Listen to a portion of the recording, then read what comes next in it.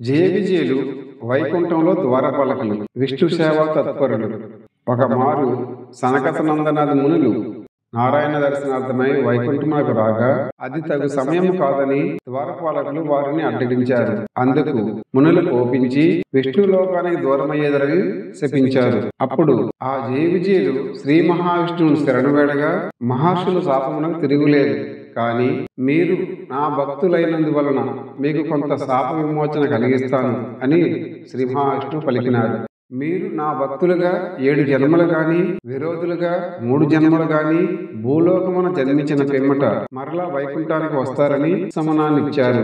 అప్పుడు ఆ జయవిజయులు మీకు దూరంగా 7 జన్మలు ఉండలేమని విరోధులుగా 3 జన్మలు ఎత్తుతామని పలికినారు.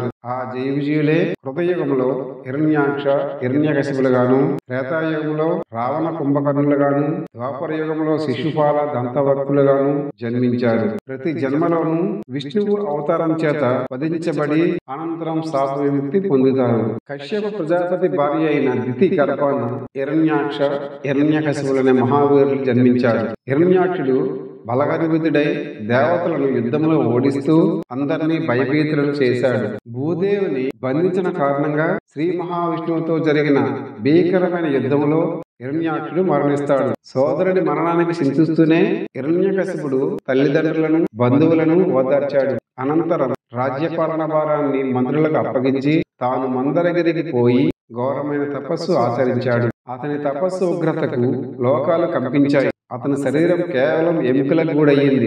బ్రహ్మ ప్రత్యక్షమై తన కమండమునందున్న జలంతో అతనిపై చల్లగా అతని శరీరం నవయౌవనంగా వజ్ర సదృశంగా మారిపోయింది. వరం కోరుకోమని అడగగా హిరణ్యకశిపుడు విధాతకు మ్రొక్కి తనకు గాలిలో గాని ఆకాశంలో గాని భూమిపై గాని నీటిలో గాని అగ్నిలో గాని రాత్రి గాని పగలు గాని దేవదాన మనుషులచే గాని జంతువులచే గాని ఆయుధములచే గాని ఇంట గాని బయట గాని మరణముండరాదని కోరుకున్నాడు. బ్రహ్మ వరాన్ని అనుగ్రహించాడు. ఇక ఆ వరగర్వంతో హిరణ్యకశిపుడు విజృంభించాడు. దేవతలను జయించాడు. ఇంద్రసింహాసనాన్ని ఆక్రమించాడు. పంచభూతాలను నిర్బంధించాడు. తపస్సులను భంగపరిచాడు. సాధువులను హింసింపసాగాడు. దేవతలు విష్ణువుతో మొరపెట్టుకొనగా ఆ మహావిష్ణువు దేవతలకు భరోసా ఇస్తూ హిరణ్యకశిపుని వధించే సమయం దగ్గరలోనే ఉన్నది అని ఆ దేవతలకు అభయమిస్తాడు. హిరణ్యకశిపుడు తపస్సు చేసుకునే కాలంలో దేవతలు అదును చూసుకుని అతను రాజ్యంపై దండెత్తి క్రూరంగా కొల్లగొట్టారు. దేవతలు ఆ సమయంలో గర్భవతిగా ఉన్న అతని భార్య అయాధిని బంధించారు. ఆమె గర్భంలో ఉన్న శిశువు తన తండ్రిలాగే భయంకరంగా ఉంటుందని దేవతలు భయపడి ఆ బిడ్డను చంపాలని ఆలోచించారు. అప్పుడు నారదుడు ఆమెను రక్షించి తన ఆశ్రమంలో కాయాదునికి ఆశ్రయం కల్పించి ఆమెకు ఆధ్యాత్మిక జ్ఞానాన్ని బోధించాడు. ఆశ్రమంలో నారదుడు అనర్చిన భాగవత తత్వ బోధను గర్భస్థుడైన ప్రహ్లాదుడు గ్రహించాడు. రాజ్యానికి తిరిగి వచ్చిన హిరణ్యకశిపునకు నారదుడు అతని ధర్మపత్నిని అప్పగించాడు. ప్రహ్లాదుడు రాక్షస కుటుంబంలో జన్మించినప్పటికీ భాగవత తత్వం వైపు మొగ్గు చూపాడు. ప్రహ్లాదుడు జన్మతః పరమ భాగవతుడు, లలిత మర్యాదుడు, సర్వభూతములందు సమభావం గలవాడు, సుగుణముల రాశి. అట్టి ప్రహ్లాదునకు విద్య నేర్పమని తమ రాజ ప్రవృత్తికి అనుగుణంగా మలచమని రాక్షసరాజు తమ కులగురువులైన చండామార్కులకు అప్పగించాడు. చదవని వాడజ్యుండగు చదివిన సరసద్వివేక చతురత కలుగున్ చదువుగా వలయును జనులకు చదివించద నారులద్ద చదువుము తండ్రి అని కొడుకునకు బోధించి గురుకులమునకు పంపాడు.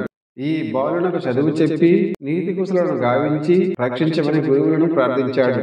గురుకులములో ప్రహ్లాదుడు గురువుల పట్ల వినయంతో వారు చెప్పిన విషయాలను చెప్పినట్లు ఆకలించుకున్నాడు. ఒకమారు హిరణ్యకశిపుడు ప్రహ్లాదును చేరదీసి నీవు ఏమి నేర్చుకున్నావు నాయనా అని ప్రశ్నించగా ప్రహ్లాదుడు చదివించిరి నన్ను గురువులు చదివితి ధర్మార్థ ముఖ్య శాస్త్రంబులు నే చదివినవి గలవు పెక్కులు చదువులలో మర్మమెల్ల చదివితి తండ్రి. శ్రీహరి భక్తి లేని బ్రతుకు వ్యర్థము, విష్ణువుని చేయించు దేహమే ప్రయోజనకరము. ఆ దేవదేవుని గురించి చెప్పేదే సత్యమైన చదువు. మాధవుని గురించి చెప్పేవాడే సరైన గురువు. వారిని చేరుమని చెప్పేవాడే ఉత్తమమైన తండ్రి. సర్వము అతని దివ్యకళామయమని తలచి విష్ణువునందు హృదయం లగ్నము చేయడం మేలు అని జవాబిచ్చాడు. ఇది విన్నటువంటి హిరణ్యకశిపుడు రాక్షసులకు తగని బుద్ధి నీకెలా పుట్టింది? హరిగిరి ఎందుకు పెరుగుతున్నావు? అని తండ్రి గద్దించాడు. అందుకు ప్రహ్లాదుడు, ఏమో తండ్రి, నాకు హరినామం తప్ప ఇంకేమీ గుర్తుకు రావటం లేదు అని జవాబిచ్చాడు. హిరణ్యకశిపుడు మండిపడి తన శత్రువైన విష్ణువును కీర్తించినందుకు ప్రహ్లాదుని కఠినంగా శిక్షించమని సైన్యాన్ని ఆదేశించాడు. అయినా ప్రహ్లాదుడిని వారేమీ చేయలేకపోయారు. దీంతో ఈ బాధ్యతను తన సోదరి హోలికకు అప్పగించాడు. హిరణ్యకశిపుడు ప్రహ్లాదుని మంటలో వేసి చంపాలని చూసిన హోలిక అదే మంటలో కాలిపోయింది. క్రోధంతో హిరణ్యకశిపుడు ప్రహ్లాదుని పిలిపించి, నేనంటే సకల భూతాలు భయపడతాయి, దిక్పాలకులు నా సేవకులు, ఇక నీకు దిక్కెవరు, బలమెవరు అని గద్దించాడు. అప్పుడు ప్రహ్లాదుడు, అందరికీ ఎవరు దిక్కో ఎవరు బలమో ఆ విభుడే నాకు దిక్కన్నాడు ప్రహ్లాదుడు. ఇక ఏమాత్రం ఆగ్రహం పట్టలేని హిరణ్యకశిపుడు, నీ విష్ణువు ఎక్కడ అంటూ ప్రహ్లాదుని ప్రశ్నించగా, చక్రి సర్వోపగతుడు, ఈ విశ్వమంతటా ఆ విష్ణువు వ్యాపించి ఉన్నాడు, ఎందెందు వెతికి చూచినా అందందేగలడు అని చెప్పాడు. హిరణ్యకశిపుడు దగ్గరలో ఉన్న స్తంభాన్ని చూపిస్తూ తన విష్ణువు అందులో ఉన్నాడా అని అడగగా, అప్పుడు ప్రహ్లాదుడు, అతను ఉన్నాడు ఉన్నాడు ఉంటాడు అని జవాబిచ్చాడు.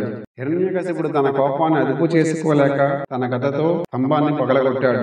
బ్రహ్మాండ కటాహం బ్రద్దలయ్యే చటచట పటపట రావములు ధ్వనించాయి. 10 దిక్కులు నిప్పులు చెదిరాయి. ఒక గందరగోళ శబ్దము నుండి ఆ మహావిష్ణువు నారసింహ రూపంలో ప్రత్యక్షమయ్యాడు. ఇది నరమూర్తి కాదు, కేవలం హరిమూర్తియు కాదు, హరిమాయా రచితమై ఉన్నదనుకున్నాడు హిరణ్యకశిపుడు. అప్పుడు శ్రీ నారసింహదేవుడు భీకరంగా హిరణ్యకశిపుని ఒడిసిపట్టి తన ఒడిలో వేసుకుని వజ్రాల వంటి తన గ్రోలతో చీల్చి చెండాడాడు. శ్రీహరి మనిషి జంతువు కాక నారసింహుని రూపంలో పగలు రాత్రి కాని సంధ్యాకాలంలో ప్రాణం ఉన్నవి లేనివి అని చెప్పలేని గ్రోలతో ఇంటా బయట కాక భూమిపైన ఆకాశంలో కాక తన తొడలపై ఉంచుకొని హిరణ్యకశిపుని సంహరించాడు. బ్రహ్మపరము వ్యర్థం కాలేదు. ప్రహ్లాదుని మాట పొల్లుపోలేదు. రక్తరంజితమైన వజ్రనకాలు సంధ్యాకాలపు ఎర్రతనాన్ని సంతరించుకున్నాయి. దేవులను కంఠమాలుగా వేసుకున్నాడు. సూర్యుడి నుండి రక్తం కారుతుంది. ఆయన నిట్టూర్పులు పెనుగాలులా ఉన్నాయి. దేవతలు ఆయనపై పుష్పవర్షాన్ని కురిపించారు. సకల దేవతలు స్తుతించి ప్రణతులు అర్పించారు. మహాభాగవతుడైన ప్రహ్లాదుడు ఉగ్రమూర్తిగా దర్శనమిచ్చిన ఆ స్వామికి అంజలి ఘటించి సాష్టాంగ ప్రమాణం చేశాడు. ప్రసన్నుడైన స్వామి ప్రహ్లాదుని ఆశీర్వదించి రాజ్యాభిషేకం చేశాడు. శంకరుడు బ్రహ్మాది దేవతలు శ్రీ నారసింహుని ప్రస్తుతించారు. దేవదేవ, నీ నారసింహావతారాన్ని నిష్ఠతో ధ్యానించే వారికి యముని గురించిన భయం ఉండదు. నృసింహావతారాన్ని నిష్ఠతో ధ్యానించే వారికి యముని గురించిన భయం ఉండదు. శ్రీ లక్ష్మీ సమేతుడై స్వామి వైకుంఠమునకేగను.